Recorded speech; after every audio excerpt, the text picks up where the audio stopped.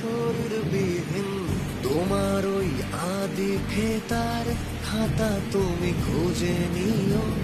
আমার অভিমানের খাতায় কালো দোয়াত ছড়িও, আমার কালো রং প্রিয়।